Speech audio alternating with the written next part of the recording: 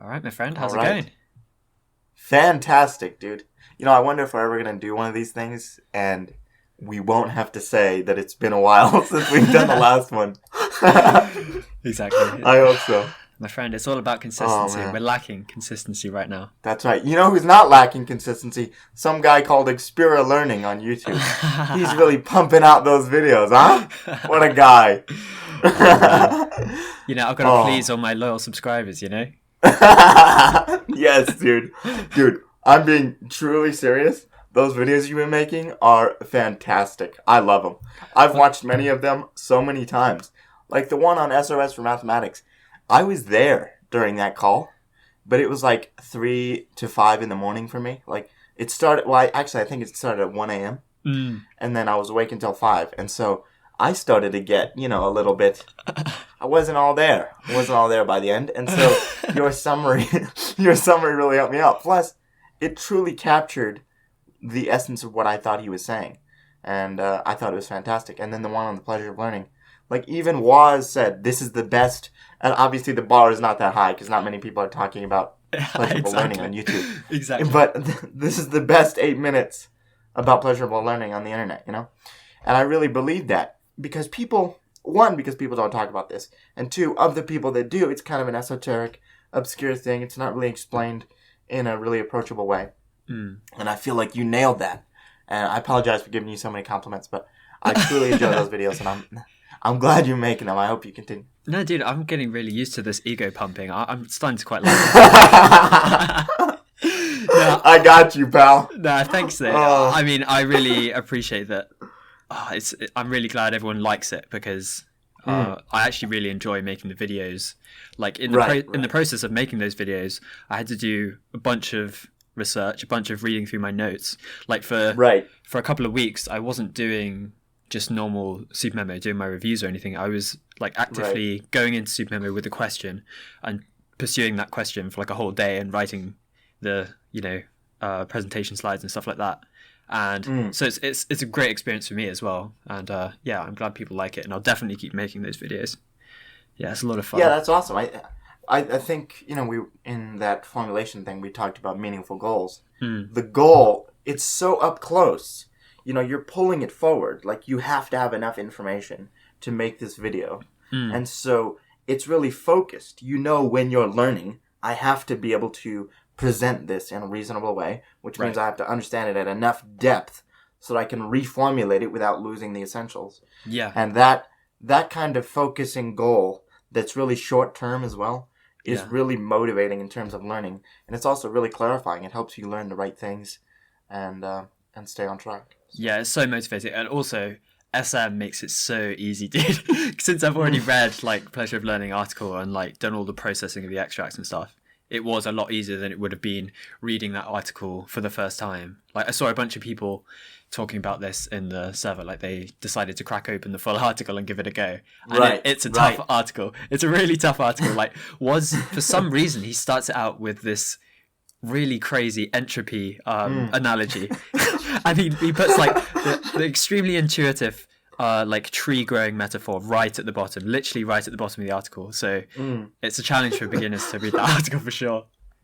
Oh man, yeah. Some people make like obscure choices, even when they're great writers. There's this book about Thomas Edison, and the book is in reverse. The first chapter is about the end of life, and so forth. It just goes reverse, and I'm thinking, what is wrong with this book? Why don't you just reverse the chapters? Nice. That's what a lot of the reviews say. Just reverse it, Anyway, nice. I think that's fantastic. And the point you mentioned there about it being easier in SM, I've always thought that if you were like an interviewer or something, imagine if you were going to interview someone who had written a book, and you had read the book in SM. Before the interview, you could just do a subset review, or better yet, a neural review on the book. And dude, your brain would be primed. There is no more efficient way to review a significant set of information than that. Exactly. What could it be? How could you get better than that? Yeah, you can't get better than that. It works so well. It's like peaking your memory. Like you sort of do when you cram for a test, but you actually get good rewards from it because when you're doing an interview, you'd be able to come up with some really good question or something like that that's really impressing the person you're interviewing, and maybe that has some they're able to give like a really deep and interesting response and stuff like that. So yeah, that's like one of the Dude. I wish the people who study for exams, they took a more like scientific approach, and then maybe people who want to study creative domains, they could actually borrow the ideas that the crammers use in creative domains. Maybe that would be a cool thing.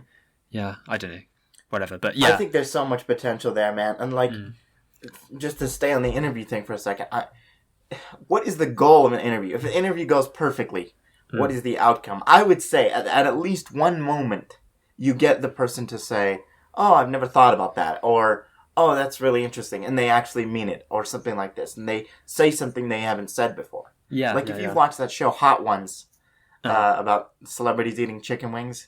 Oh like, yeah, this guy is a fantastic interviewer, and apparently he like absorbs everything they've ever done, listens to every podcast, reads every interview, everything, so that he can ask stuff that nobody's asked before, or at least try to. And I think SRS, and this is just a simulacrum of the larger benefit it provides, but it could, like you say, it could load up your mind right before some event when you're going to talk, or like, dude, this would be another one. Like, a lot of people go to these yearly conferences, right?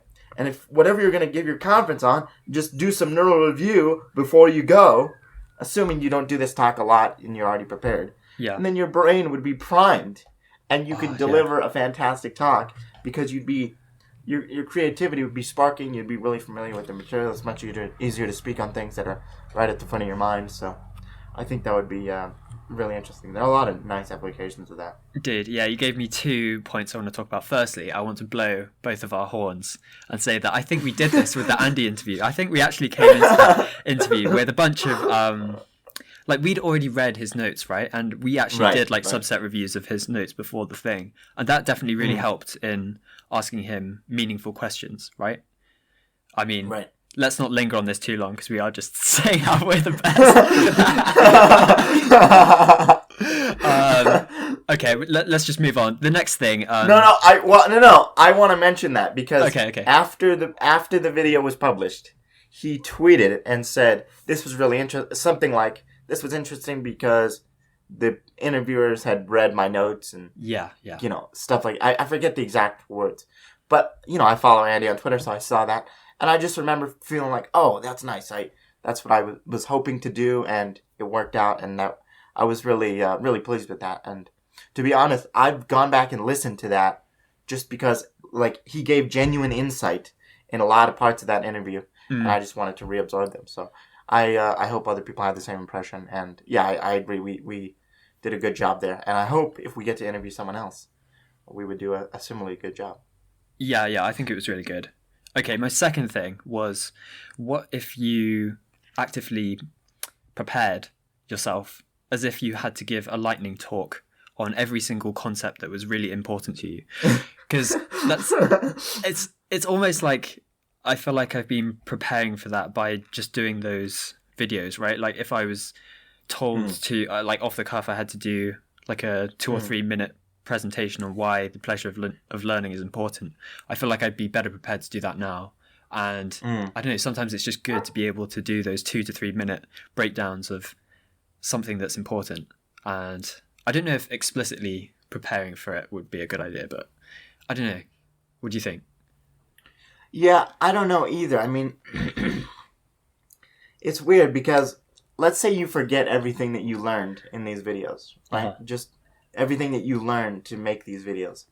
Some people would say, oh, that's bad learning. You're forgetting it. But it served the purpose. If you have a learning goal and you achieve it, even if you don't use the knowledge again, that's a win, right? Like, so I definitely agree with what you're saying. Like, it can be a really useful thing to, like, oh, if someone asked me, explain that to me in 2 minutes, like the salient points, and I couldn't do it, then it's a bit like the analogy thing, where if you can't make an analogy, you don't understand it, probably. You know what I mean? Yeah. So it can definitely be a tool like that.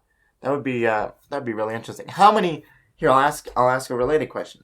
How many concepts do you feel that you have an active, ongoing interest in right now? in concepts in like a super memo sense. And for the people that don't use super memo, concept is roughly a category. That's a really good question. Damn. I've got a lot of concepts, but I wouldn't do this sort of really intensive, like learning a lightning talk or preparing for a lightning talk for every single one of them. I definitely restrict it to those core ones that make up that. I'd choose those ones that I am able to combine with other things. Like you try and go for the most abstract generalizable ones. But then again, if you choose an abstract generalizable concept, no one's going to ask you to do like a lightning talk on number or something like that, you know? Right, yeah. Or measurement or something like that. Something super abstract. Right. Yeah, I mean, it would be something more specific, like, you know, maybe object-oriented programming is even too broad. Right. Or you could go, like, hooks in React or something. You know, like something specific like this. It would have I to guess be... that's the level of fidelity. Yeah. I think you definitely got closer to it. It's definitely, you want you want some detail in there. You don't want to be talking about something super abstract. I think it'd be better if there's a specific goal or something, like you've been working on a project related to that thing. Yeah, that's a good thing. It would be good to have a lightning talk on a project that you're interested in, so you could back up why it's useful, why it's important. Like I often notice, like whenever I get in a voice call with Alexi, sometimes he'll ask me like, what are you working on? And I'll say what I'm working on, and then he'll ask me, okay, why is that a good idea? Or he'll just like push me to try and explain actually what I'm doing is important. And sometimes I just completely flunk it, and I realize that actually I don't really know why I'm doing what I'm doing. Dude, how disappointing is it to be tasked implicitly or explicitly with articulating something that you thought you were familiar with, and then you discover, oh my god, I can't explain it. I don't even know.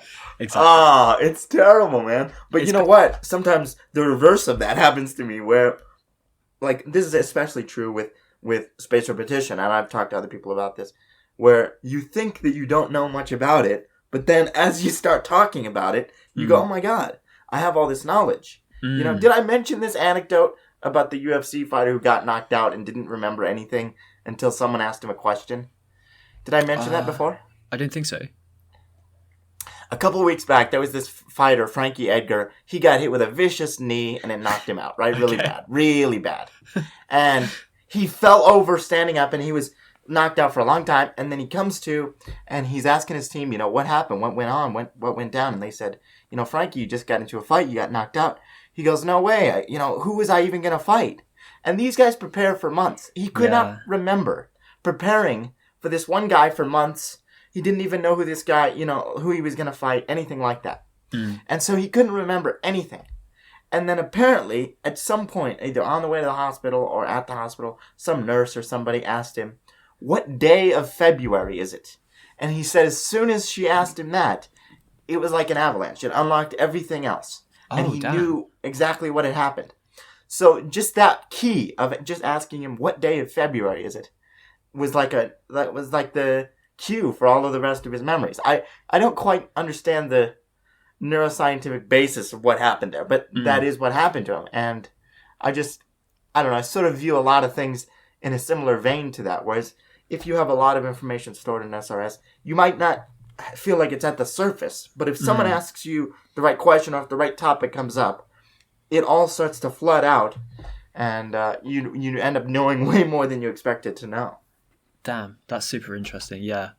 It seems like people, like neuroscientists, they learn a lot about how memories are organized structurally in the brain from people who just get injured, right? There are like people who have they've had some crazy accident or they have some thing that they were born with, and then they realize that, okay, this person, they can't recognize certain shapes or something like that, or they have some really strange inability to perceive certain things, and they're able to link that to a specific section of the brain.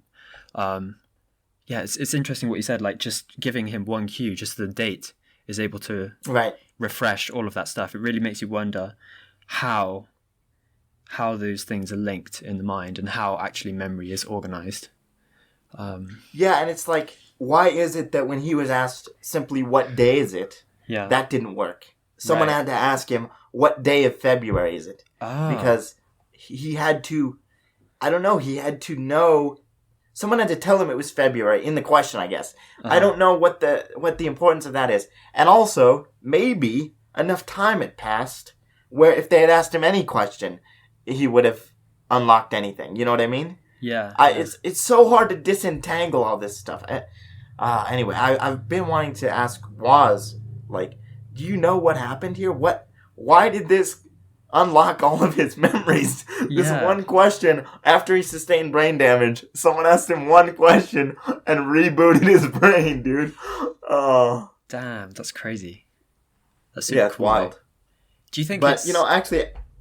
Oh, go ahead. Go ahead. No, you. Well, I was just going to say, do you think it's useful from the perspective of someone who's just interested in learning to know more about the fundamentals of the brain, or do you think it's too low level and it doesn't really impact how you approach studying or learning? Yeah, I don't know, actually. I mean, I think a lot of the useful insights about the way we learn are observed naturally, and they're even embedded within the language. Like, a picture's worth 1,000 words.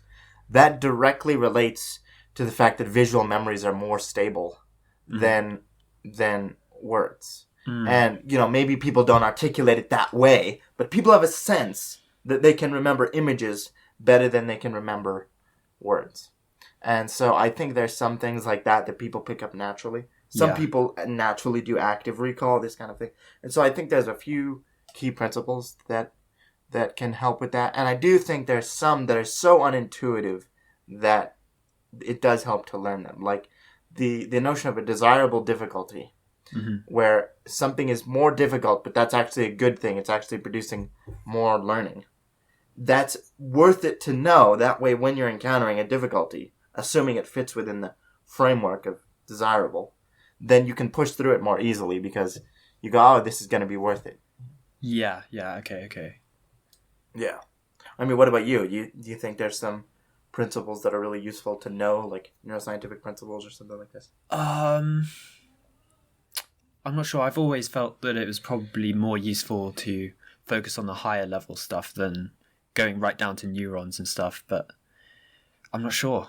I'm not sure whether there's... I think it would be a lot more effort. If you want to get, those really golden nuggets, you'd have to put a ton of time into learning neuroscience and the structure of the brain and how everything interacts and stuff like that. I think you can get a lot more bang for your buck just by going for the explanations that are higher in the hierarchy of knowledge, if you know what I mean. If you think of like the brain, and then you can go deeper, and then it's neurons, and then it's even deeper than that, Right. I feel like most of that.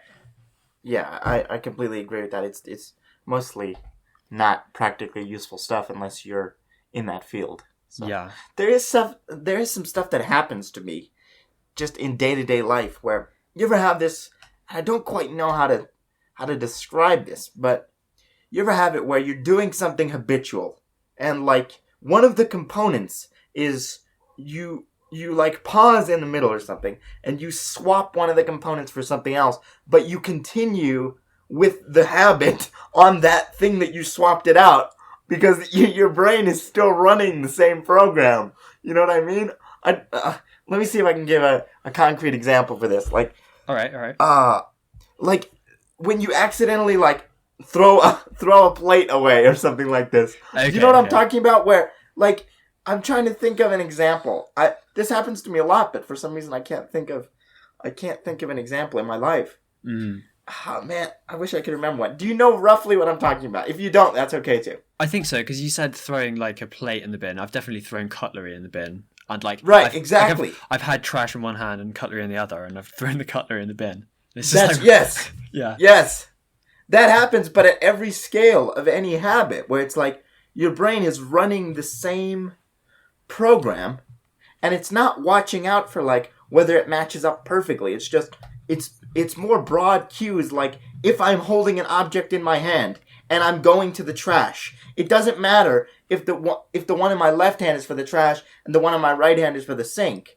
just because I accidentally swap them and I more often throw this trash away here, or maybe it's the way that I approach the trash can, or whatever the cue is in the mind. It's more generalized than just don't throw this away because it's for the sink, not the trash. You know what I mean? Right. Yeah, So it's stuff like that I do want to have a deeper understanding of. Like, what is going on in the mind that's causing me to... And you know what happens to me, dude? I notice when I'm very tired, I'm more likely to commit more mistakes because I'm running purely on habit. You know what I mean? Like, it's like the habits are more... They're more prominent because you're so tired. Like, if you're really sleep deprived, I make so many more habituated mistakes because I'm performing habits at the wrong moment. You know what I'm saying? It's like the brain gets the cues mixed up or something. I don't know how to articulate this well. To me, I've been thinking for a while, and I feel like I guess maybe it was influenced by the System 1, System 2 thing from Kahneman. And you have that habit-driven mode, right, where you're just sort of floating on autopilot, and then you also have sort of the choice where you can actively participate, in your mind and make decisions. I feel like, I don't know. I always felt like at school I was always drifting in a really passive mode. Like when I made that video, when I made that video, the Pleasure of Learning one, and I talked about how students they're often like widgets traveling along an assembly line, just having education done to them. I definitely, I probably for the first 20, maybe even longer, 20 years of my life, that's exactly how I felt. Like I never felt like I was actively participating in my mind, if you know what I mean. I was always just passive and drifting.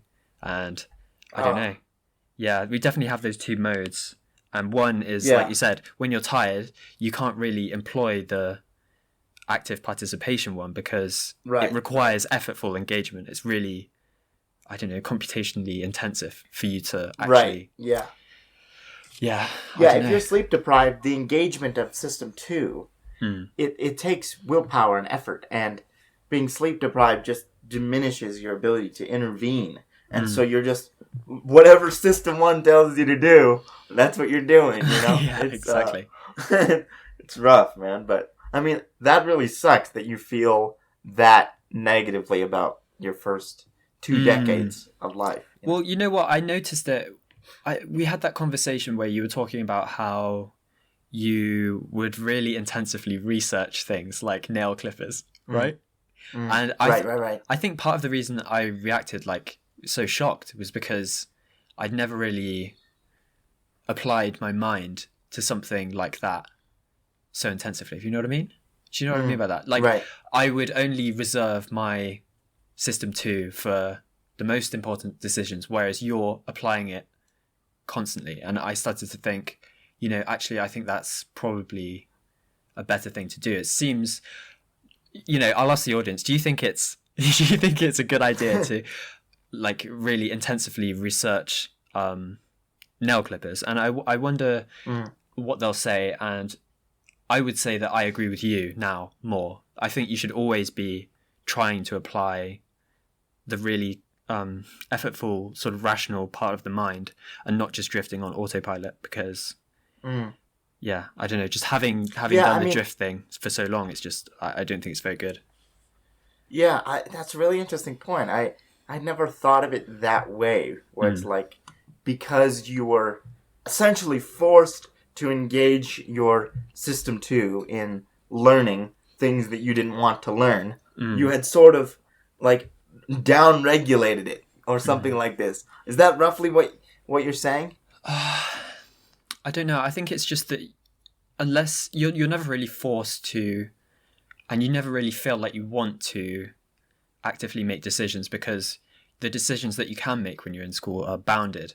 It's not like you have infinite choice. You can choose between, a slightly bad option and a worse option, So I think that really turns you off from actually sitting down and being like, okay, I'm really going to think this through. I'm going to list out the properties of each option and go through each option in the list, compare them obsessively, and go online and do research and stuff like that. I don't think I ever did that for anything.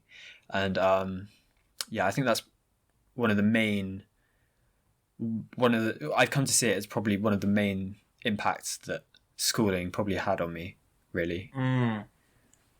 I wonder if that's on Waz's bad schooling habits article. I think there's some about choice or something, right?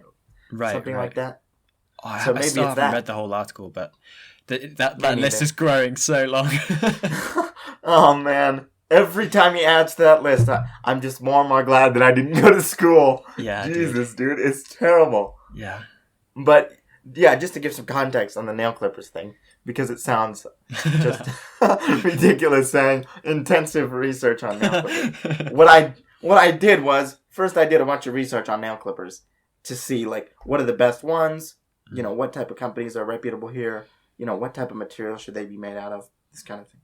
And then I purchased a bunch of different sets and just tried them all out so I could figure out the best ones for me. And I do actually do this with everything in my life. No matter what it is, I just do this. You know, I'm very into coffee, and so I've done a ton of research on coffee. I've tried out dozens and dozens of blends of coffee. So just to me, this is a very natural thing. Doing research on anything that I buy is very, very natural for me. No, like even a jacket or something like this. Yeah, no. Increasingly, I've come to see that as a very desirable trait to have. Just always consciously employing reason and not drifting like a zombie. That I really admire that trait of you and Alexi as well, because it was you and Alexi who were talking about the research thing. Yeah. Right. Yeah. I think it's also there's a negative thing which some people do in reverse. You know, they buy the most expensive thing. Like they're convinced that whatever the most expensive thing is, I just have to have that because it must be the best, or I want people to think I'm wealthy, or whatever it is.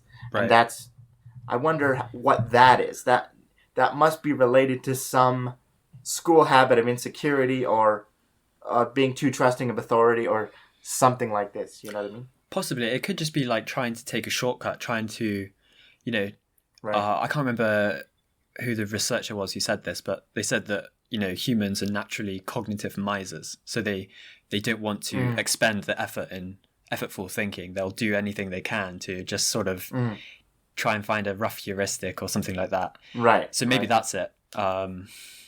But yeah. Yeah, and oftentimes price does act as a simplifying heuristic for that. It's like, why would it cost so much if it wasn't good? Exactly. But of course, yeah, go ahead. So I was just going to say, in a perfect economy, I mean, I guess price would be, if something costed more than another thing, then it genuinely would be based on its intrinsic value or whatever. But it's just that we don't live in that economy, you know? Right, and the downside of that, and like when we were talking to Alexi about this research of products, like for example, underwear. I've tried on like so many types of underwear to find the best type, because if you wear underwear every day, which most people do, you want the best type of it, right? That's obvious. And so I've tried out tons of different types. And the problem is, I finally discovered a few years back the best type of underwear, Tommy John underwear. I'm not giving an advertisement. I don't care if anybody else buys those. But for me, the Tommy John underwear are the best underwear. And, you know, the problem is Tommy John underwear cost like $35 a pair, which is like outrageous. And the reason that happens is because of this pricing problem where low quality underwear can charge more, and so the materials to produce these things are not priced appropriately, and these companies have to spend more on marketing and this and that, so their you know, costs are different because of that. And it's like, it's causing me a bunch of problems, and any consumer who wants the best thing, it's causing them a bunch of problems, because the best thing typically costs more than it actually should, because of the fact that things are not priced based on their value. And so the competition in the whole field of it actually changes the way these things are produced and changes the cost of production, all this stuff. It's terrible, man. Exactly. That's such a good point. And when you're discussing that with Alexia, I didn't get it. in the moment, but certainly I've reflected on it since then, and it's a fantastic point. If everyone's drifting like a zombie like me, and not actually applying reason and trying to figure out actually which one has the most value, then the entire economy, everything is mispriced because it's not priced based on value. It's just priced based on people, using those shortcut heuristics or just picking whatever or picking what their friend likes or whatever, Right, exactly. Yeah, and it causes problems. It causes problems for the people that really do want the higher quality thing. But, it's, there are a lot of problems like that, but I guess take the good with the bad in a capitalist economy, I suppose. But... True. Well, how are we going to fix it? We can't make these complaints without proposing a solution, so what are you going to do? I have no idea, but I want to say something that was related to one of the previous things we talked about. Sure. We were talking about that queuing thing where you have a queue and it brings up a bunch of information, right? I was thinking, what if you could, how in spaced repetition you have a queue, like, what is this or how does that work or whatever it is, and then you have the answer, right? What if the queue was being actually resorted to the brain state that you wanted to be in, that would cue that information, And so here's a couple of things. Let me just explain this first. So the problem you would have is, right, immediately you would need an added layer on top of the initial brain state, which is the layer of knowing that you are in that brain state so that you can answer that question, right? Okay. You don't want to be exactly replicated into that brain state because then you'll feel like you are in that moment again. You'll teleport back in time in your mind. Right, exactly. Yeah. For all intents and purposes, you are repeating a moment in your life.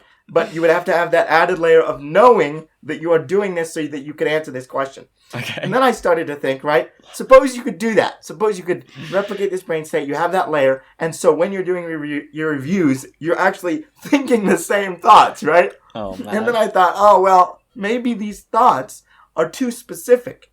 And then, the transfer will be less useful. It'll be nearer instead of far, right? So I started to wonder, what is the criteria, or what's a potential criteria you could use to, suppose you could view the brain state as like a stack of things, and like you could just pull one out and eliminate sections of the brain state so that you could strip it down to its essentials, right?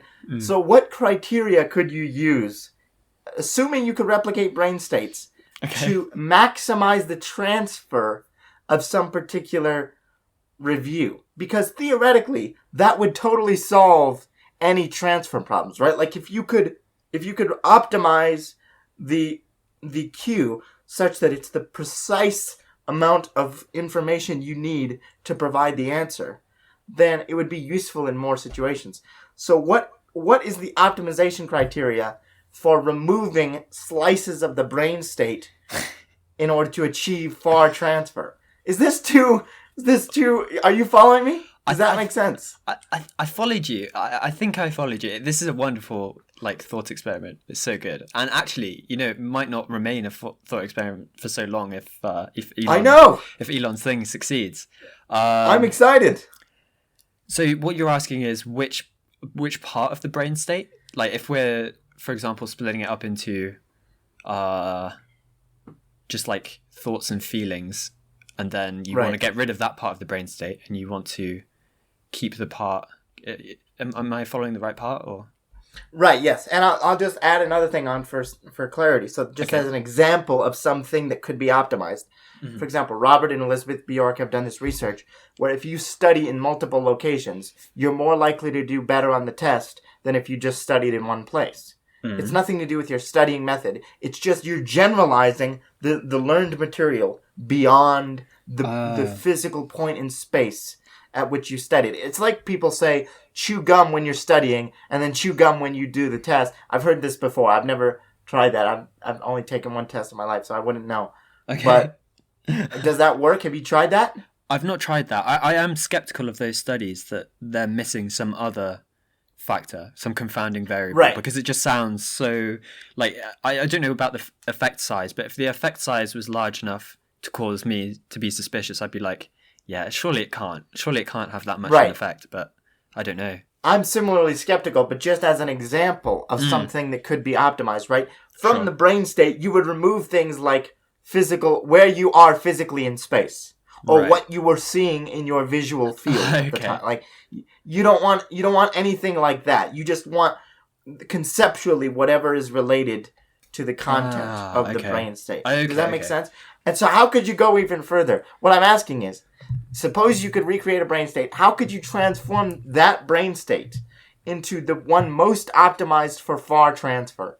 Well, I suppose if you wanted to maximize the generalizability, let's think about the things you couldn't remove. Like you have to have the retrieval, because I assume that this, the structure of memory, the memory would be stored in the same place, right? I suppose it doesn't Right. move. So you'd want the retrieval part of the whatever physical mechanism underlies the retrieval part. I suppose that would be consistent across instances of, do you know what I mean? Yeah, I think so. It's really hard to talk about this. I feel like I don't have the language. You know? Yeah. This is I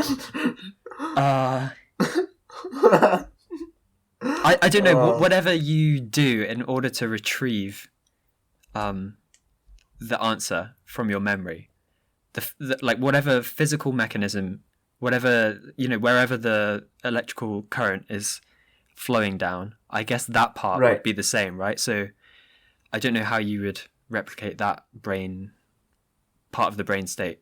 But I would guess that would be an important part that you couldn't leave out.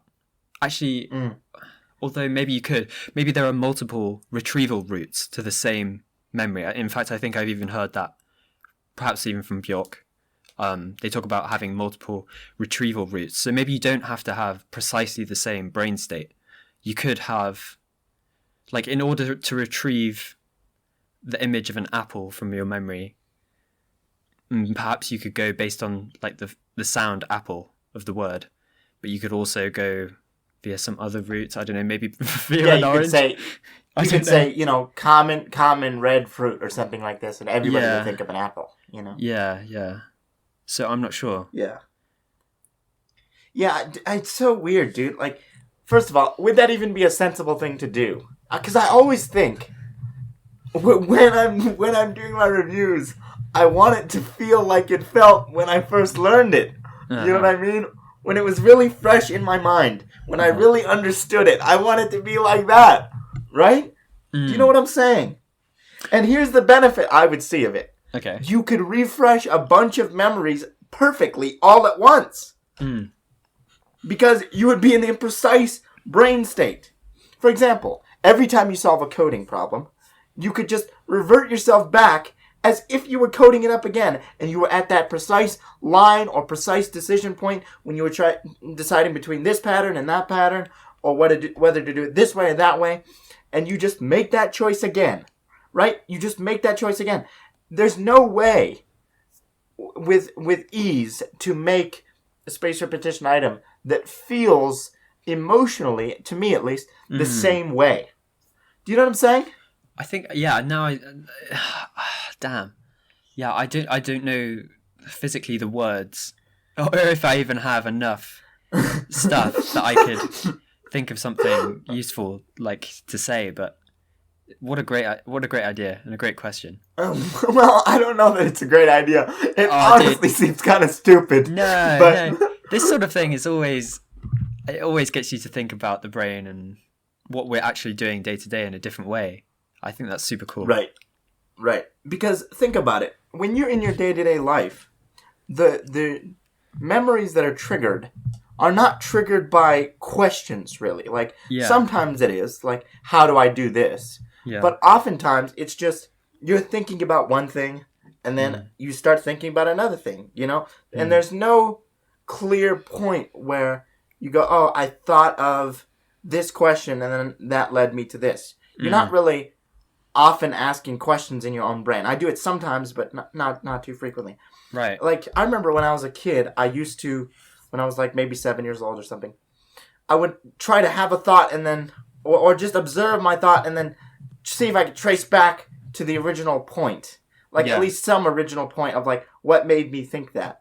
And, it was just always these like obscure jumps from one thing to another. It's like, oh, I thought of a dog, and then there was a dog similar to that in this TV show, and in this TV show there was this actor, and this actor was married to this person, and so now I'm thinking of that person. And it's like, the jumps that were made, none of it was like a question. It was just like, boop, there it is.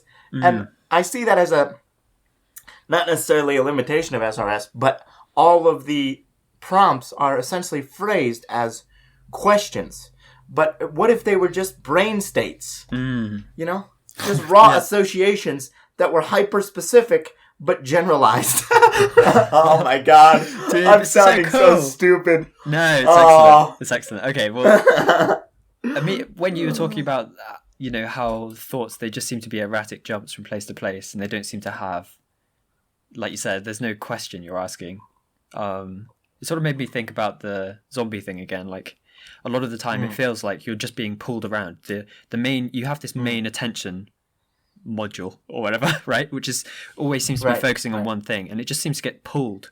It doesn't seem like maybe this is just me because of the zombie thing, but like a lot of the time it just feels like you're being pulled from area to area in your brain, and it's not actually you consciously directing the attention part. It's literally like, I remember Nice, he was using paint, right? And we were talking about this, and we were talking about how obviously neither of us really understand the structure of the brain or exactly how it works, but we understand that there's some sort of electrical activity going along right inside. We sort of thought of it in terms of maybe there's some electromagnetism, right? So it's like your brain, the attention module is like a magnet, and it's getting pulled between these magnetically charged areas of the brain rather than it being a consciously directed thing. But yeah, I don't know. Do you want to keep going? I want to ask you how you came up with that question. I don't know, dude. I was brushing my teeth. I just thought of it last night. I don't know, dude. I just think about this kind of stuff a lot. Like, I'm always trying to, I don't know. Just somehow it came up for me because I wonder about things like when you are presented with a situation that if you're an expert in some field and you're presented with a situation and you've seen something sort of like it before, you're likely to know the answer right away. But the thing is, the way the answer presents itself to you, it's like a package. It's almost no words to it. You have to open the package up in the mind to find the articulation or even in some way the imagery associated with it. You just see a problem and you go, I know what that is. Boom, here we go. And then you open up the package in the mind so that you can articulate it. Like, has that happened? Do you know the experience I'm talking about, right?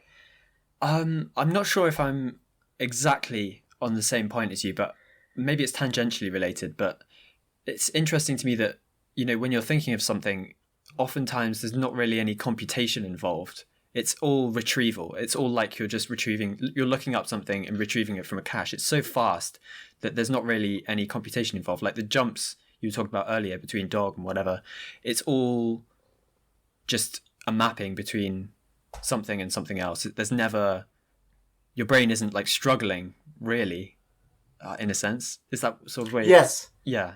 Yeah. That's roughly what I'm saying. It's certainly related. And part of what I'm trying to get at is like, either it's too fast and I don't see the verbal stuff or the imagery. Like, the imagery is the idea. Do you know what I'm talking about? I don't... Oh, man. Please, tell me you know what you're talking about. All right, I'm going to get this. We're gonna get there, all right? Okay, Hold on. We'll break it down. So, when you know the solution to a problem, and you're an expert, the idea that pops up in the mind is just... It's the idea itself. Right. Do you get what I'm saying? So it's not even words. Yeah. It's not even images in some sense. Exactly. I don't know what it is. I guess it's imagery, but it's not traditional, like, imagine this. Okay. You know what I mean? Kind of thing. I know exactly what you mean now. Do you get the sense that I'm talking... Yes. Okay, thank you. Right, but there we go. Because often I'll have an idea or something, and in my mind it will be perfectly clear what I mean, but I'll go to write it down, and it's impossible to when you look at actually what's come out, it's like this isn't at all what was in my mind, because it just cannot be. Right. It didn't come to me as a verbal thing or as a sentence. It came to me just as a pure idea. And sometimes I wonder, the fact that I'm not able to write it down, does that mean it was a bad idea? Because in my mind, it was perfect. It was perfectly crystallized and made perfect sense, So I wonder... I certainly think sometimes that is the case, where if you can't write it down, it just wasn't as good of an idea as you thought. Right. Or you hadn't been with it long enough to know the intricacies of it, so you couldn't articulate it, right? That happens a lot, where you have an idea in your mind and you think, oh my God, this is great. And then you start talking to someone about it and you go, oh wow, this is real stupid. This is way less new or interesting than I thought. That certainly does happen. And that's just sort of the rubber meeting the road in terms of your idea. So that certainly does happen. Yeah. But what the other category of that is, you have this initial flash in the mind it's the whole idea, it's all packaged, and then you have to unwrap it. And it is in there. The idea, the solution is in there. You just have to unwrap it. And I'm wondering, what is that? How can it be that? How can it be that your brain is signaling something to you that even you don't know? Yeah. It's like, how can it be? What is communicating to me? Which parts of the brain? Where am I situated in the brain? And why can't the other part communicate to me? Right. In a way that I understand it, Right, exactly, dude. Sometimes when I'm coding, I'll instantly go, oh, I know how to solve that. But if you had asked me, what are all the steps? That would be the first time that I had thought of them. Yeah. When I'm telling you, that's the first time I'm thinking of it. So what is happening there? What is happening? Yeah. It must just be this idea. I think it's at least related to this Hofstadter idea of putting a membrane around a bunch of concepts. Now you have a chunk. You know what I mean? It's this chunking. Herbert Simon talks a lot about this. It must be a chunk. One of those ideas that you have to unpack. That must be what chunking is, right? Is it? Yeah, I'm not sure. I don't know. I've heard the term chunk a bunch. I don't know if it has, I think there was this quote from Herbert Simon. He said you need 50,000 chunks to become chess grandmaster. But right, yeah. What is a chunk? How do you define what a chunk is? A chunk is just a unit, essentially a unit of information that, because you're an expert, it's treated as one thing instead of a grouping of things. Right. It's like having a series of random letters, like D, X, Y, W, L, right? But if you rearrange letters, I just picked those randomly. I should have picked ones that can be rearranged into a word, right? You picked some difficult ones there to rearrange. But let's just say you could rearrange those into a word you've heard of. Okay. The word is going to be much easier to remember because you've converted those discrete pieces of information into one cohesive unit. Yeah. Right? Okay. So now you're only dealing with one unit of information. So let's say in chess, a chunk, you look at the board and the chunk is the whole board instead of the individual pieces. If you're an ordinary person who's not good at chess, you look at the chessboard and you see all the individual pieces. And so you're so confused about what's going on because that's a lot to hold in your working memory and all this, right? But if you're a grandmaster, you look at the board, you see a chunk, and you go, I've seen this chunk before, here's the type of move that would be good. So that's the utility of a chunk. And think about, programming, for instance. If you are a programmer, and you're talking to someone about a solution, the way that you speak about the solution is so packaged up. I'm going back to this package metaphor. It's so bundled because you're speaking a lot of ideas that refer to many other things automatically. Like ordinary people don't even, by ordinary people I don't mean anything negative, I just mean people who haven't studied programming. They don't even know what a loop is or what an if is or something like this. So when you're saying things like, oh yeah, just check if it's that and then use this pattern or whatever it is, right? Validate this and submit the request like this and then take the response and then do this with it and this kind of thing, right? If you're talking about these things, I'm referring to all sorts of stuff that is so familiar to me, like the idea of an HTTP request or things like this that are so. To me, they're one unit. But if you've never heard of that, you're going to forget everything because it's not a unit to you. It's not a chunk to you. And I think there's a lot of things like that. I wonder if, when you chunk something, like you said, Hofstadter has a very good way of putting it. He said like something like you take a bunch of things, you wrap them up inside a membrane, and then you sort of deal with that thing like a black box. You forget about the inside, right? Right. But now you have this black box. You don't forget everything. What you remember is its relations with everything else that you know. That's what you know. Right. You define it in terms of its relations to every other thing. So perhaps that is what the brain is so good at. Once you define it in terms of its relations to every other thing, you're able to deal with it in a much more efficient and quick way. Perhaps that is the benefit of a chunk. I don't know. I wish we could find a good analogy for like chunking, right? Because like ages ago I mentioned this idea of unearned generalizations, and I wonder if an unearned generalization has the character of like, okay, if a chunk, these Matryoshka dolls, the Russian dolls. Oh yeah. I'm looking at them right now. So I wonder if like a really wow. Yeah, it's right wonder there if I wonder if a chunk is one of these dolls, right? So the doll is the chunk, and then once you're dealing with the chunk, if you need to go a layer deeper, you sort of take the dolls within out. You know what I mean? And you have access to the inside information if you wanted. But I wonder if an unearned generalization, like if someone else says a generalization or tries to give you a chunk and you haven't dealt with the connections, I wonder if it's just a Matryoshka doll with nothing inside of it. Oh, yes. Right? Like, you get the outside part, but you don't get the inside part. Exactly. Like, what's a good analogy for this? What would be a better analogy? I think that's an excellent analogy. All you've got is the word. You've got the top, you've got the top of the hierarchy of concepts, right? All you've got is the top. You don't have all of its children and grandchildren and everything else that sort of supports it underneath. All you've got is just an empty box, like you said. And so, yeah, maybe that's a good point. Like, once you chunk something, you don't completely forget about the internals. You just treat it as a black box so that you can conveniently, manipulate it in your mind. You can deal with it in relation to other things in a very efficient way. Perhaps that's it. I don't know. I wonder if I've thought about this a lot. What is the utility of a chunk or of a higher order concept or generalization, right? Like you're saying, because you don't forget about the other stuff. So what's the mechanism of it? Is the utility of it that it's one unit, so it's more easily recognized and enabled or used? Do you know what I'm saying? Like, is the utility that it gives you access? Is that what it is? I wonder if it's something to do with working memory, right? So when you're solving a problem, you only have enough space for a certain number of chunks. If you have a lot of chunks and you've contained many, many things inside each chunk, well, you'll be able to work.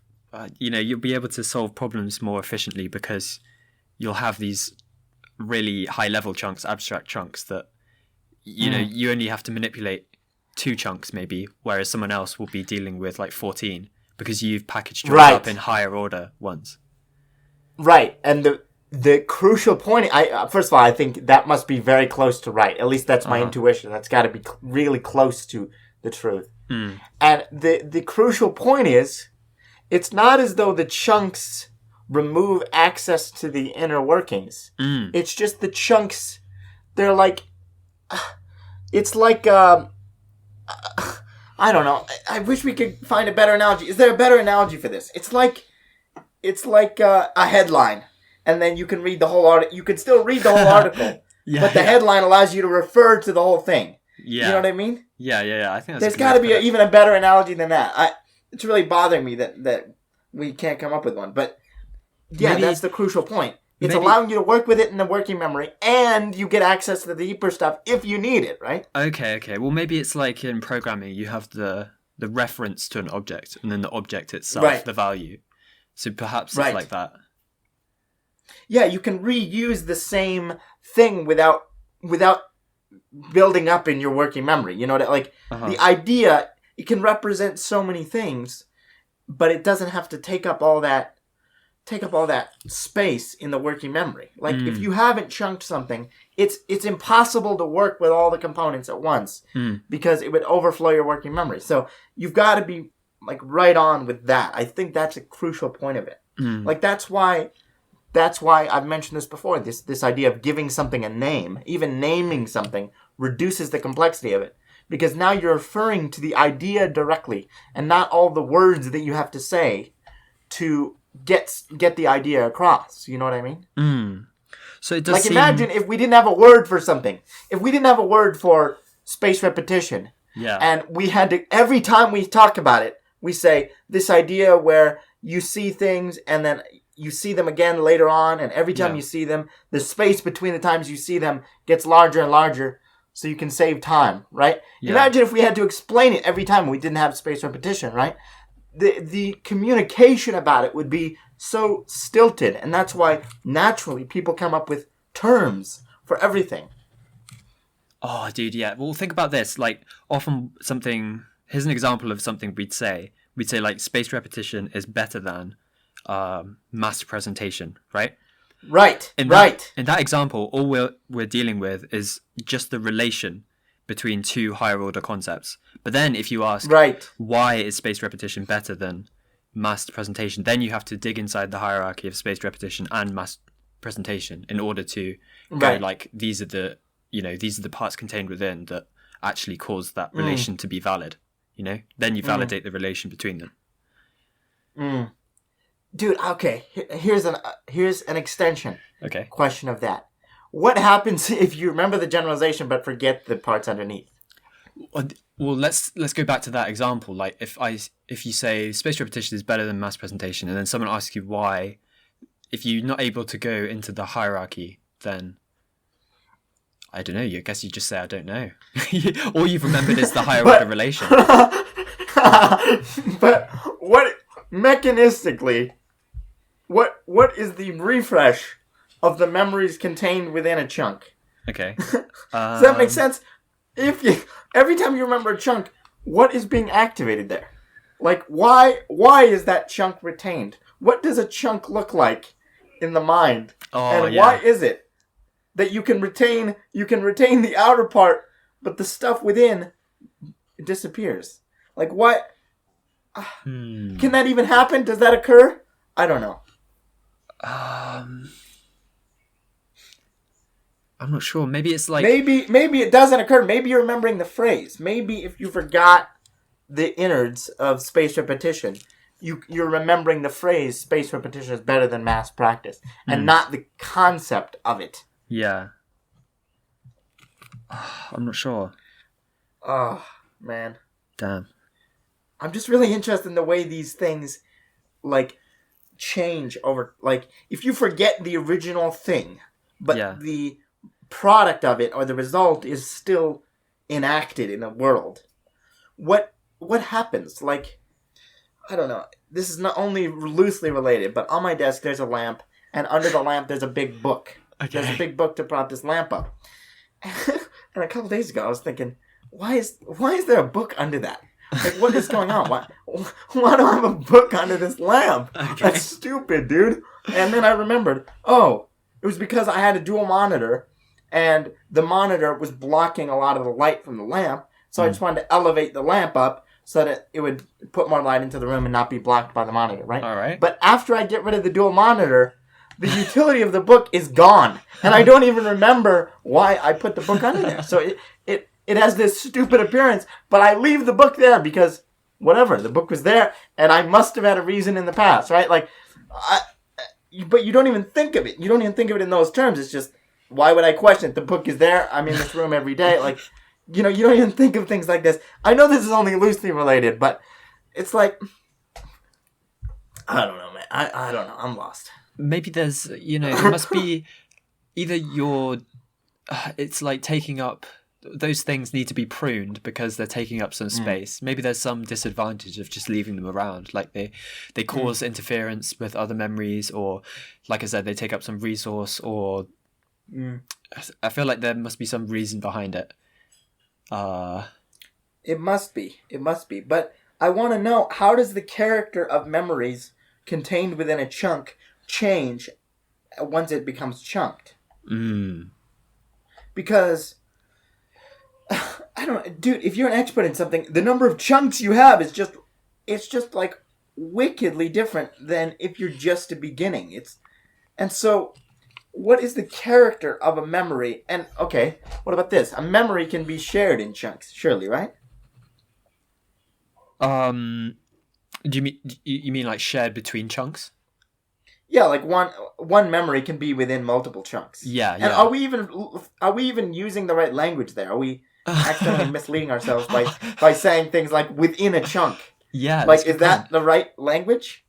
I don't know. I don't know, because often when I think about a chunk, I think about the hierarchy, but it seems to me that just looking at the brain and the way that neurons actually physically look, it looks more like a graph network, right? Like a social network, right? Right, so exactly. It doesn't look like a family tree. It looks like this, like the network of your friends on Facebook or whatever, right? Right, it's a many-to-many relationship. Yeah. Yeah. So how about this? Let's start with a simpler question. I feel like we've gone right for the real killer research agendas that will take 10 years to solve, Yeah. How do you make a chunk? What do you physically do when you make a chunk? I don't know. I think the process of creating a chunk is just like repeated exposure, right? And one of the really exciting things here is like space repetition seemingly could accelerate chunk making, right? That makes sense. You have the memories stored up, so it just makes sense intuitively. Although I can't quite articulate it from a neuroscientific perspective, but it makes sense intuitively that it would speed it up. I think when you're making a chunk, you're repeating something over and over, and you notice relations between some group of information. And then you go, that's all one thing, right? Okay. I don't know. I mean, what do you think? Oh man, I really have no idea. It's like yeah,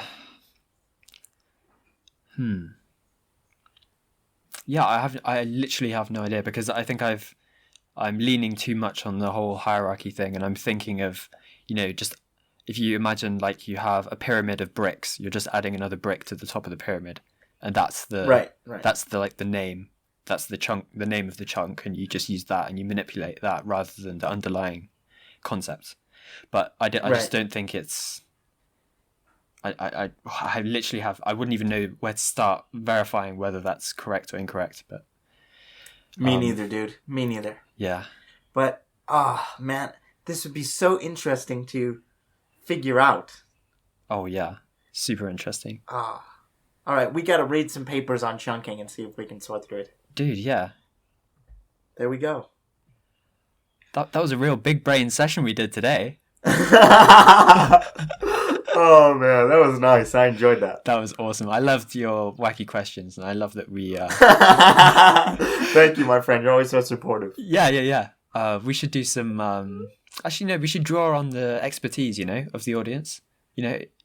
Are we pursuing the right approach? Do you have any expertise in this area? Let us know. In fact, you can let us know on Twitter. I'm at xberrylearning, and Xander, what are you? I'm at ZDRKS. Perfect. All right. Well, if you enjoyed this episode, do let us know, and we'll see you in the next one. Oh yeah. See ya.